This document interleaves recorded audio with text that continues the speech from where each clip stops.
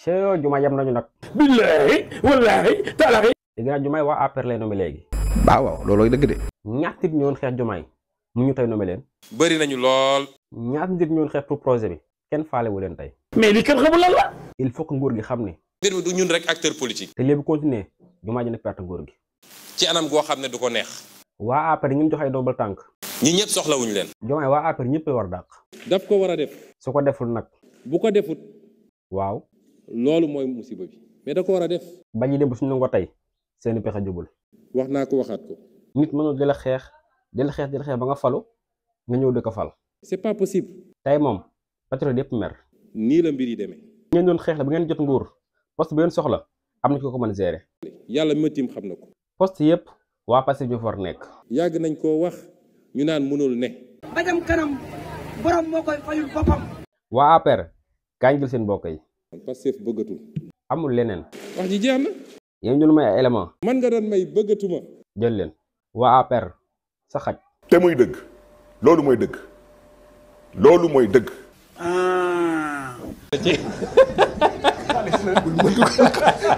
pour finir ñu déglu Cheikh Ousmane Touré def na analyse bu pertinente. li nga xam ne moo nekk xam nga luy tontu li ngay wax nii. la nomination du général Jean-Baptiste Tine. la nomination du général Birame Diop.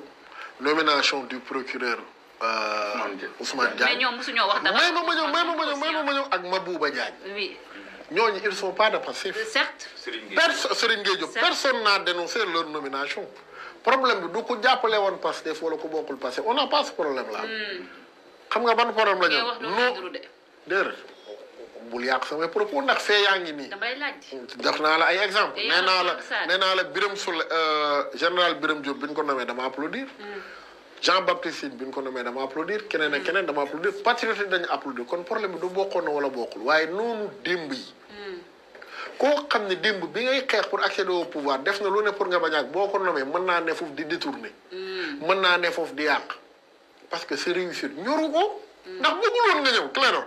ki bëggul woon nga ñëw kooku est-ce que dana bëgg nga réussir. kooku elle s'en fout parfaitement de tes résultats wala de ëllëg looy présenter Sénégal ndax bëggul woon nga réussir. mën na la saboter sax. mën na la saboter. enjeu yi dafa bëri. léegi nag boo jëlee lii lépp teg ko. ñaar rek lay wane. Pastef à ce rythme là dans 2 ans Pastef dafa nar a perdre tous les locales yi. ah déet waay. voilà nee ma li tax. lu tax nga wax loolu Cheikh. xam nga Macky Sall dafa créé Benno Bokk Yaakaar rey tous ses alliés. APR dund. la preuve biñ àggee ci càppaandaw ga AFP yëpp disparaître nañ. mais rythme bii ma gis. Pastef moo nar a dee ci coalition wala ci pouvoir am bi. est-ce que xam nga mbooleem allié yi mu àndal ñi ngi placé seeni nit ci gouvernement bi. mbooleem allié Pastef yi nekk ci nguur gi ñu ngi placé seeni nit. ah oui. waaw te lu ma mën a démontrer mais bëgguma citer noonu. ah oui. ku ci nekk yaa ngi placé say nit xam nga pour lan. émerger prendre du poil ngir jekku ci kanam maanaam même ma ñëw dañoo bëgg jël nguur gi def ko échelle. ngir accéder ci podium bi pendant ce temps-là Pastef moom di négliger ay nitam militants yi di frustré ñii di découragé dans 2 ans da ngay samp local yi perte localité yëpp li daloon Macky Sall xaw laa daal. ok à ce rythme là yorinu Diomaye dafay réduire capital de sympathie wu Sénégalais yi ci Pastef loolu plomber le projet li ma gis nii. fii ak bu continuer fii ak 2 ans 3 ans bu ñu wootee benn ndaw du leen wut. parce que nag sénégalais yi ñàkkoon fayda. ok sénégalais yi dañoo jël seen alal jël seen temps jël seen bakkan dundale ko ci projet bi di xaar ay résultats waxuñu nommé leen ah ñoom waxuñu nommé leen bu ñu nommoon ay indépendant ay inconnu yu musul critiquer projet bi yu musul nekk seen noonu booy amuñ ci problème dañuy applaudir et saa yi ñu nommé. nit ñoo xam ne ay tête lañ la preuve le juriste là te nekk ci cabinet Diomaye les gens vont applaudir x ou y bu ñu ko defee les gens vont applaudir mais seeni noonu démb ñi leen daan traité de tous les noms nan leen ay lupanaar ngeen demoon nan leen la projet ci lii de débauche la jóge mais le tous ces mots-là traité leen de clair nee na il est le président de tous les Sénégalais. loolooy erreur bi nag Diomaye a été porté politiquement par Pastef fa xar tànki tubayam. mais du Pastef rek moo voté de. waaw may ma ñëw rek c'est les patriotes Diomaye bu dul woon Pastef rek du falu. barki dem lañ taxaw fii ñoom waaw non je veux pas dire Pastef les patriotes dama ne yow patriote nga.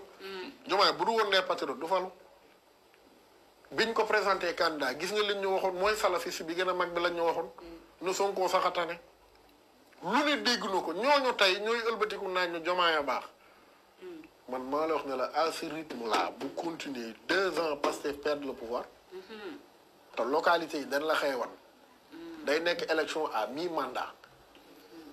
parce que jeunes yi yow it ñàkkuñ fayda. kaay leen dee kaay leen joxe alal kaay leen xeex bu ñuy fal seeni noonu. waxuñ ñoom ñu fal leen c'est-à-dire foog nit ñi revenir at ci terme yi booy waxuñ ñu fal leen. mais nañu fal ñu ko yellool.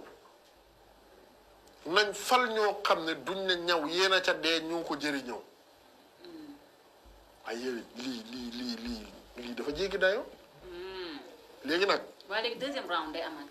li ma waxoon rek. ci laay daanele. naanam ndox ñëw kii day ñëw. entourage président Diomaye cabinet. après dinañ ci ñëw loolu noonu. ak même ministre bi booy tamit il faut. non ministre moom dañ ko war a daal. non il faut nga wax ci. moom junj na ministre bi. non il faut nga wax ci. non njàpp elle veut jeter de l'huile sur le feu loolu pare naa de. ban jeter de l'huile sur le feu doo bàyyi ma kii moo na ko xaar rek ma gérer débat bi waaye moo na ko yow lay mujjee.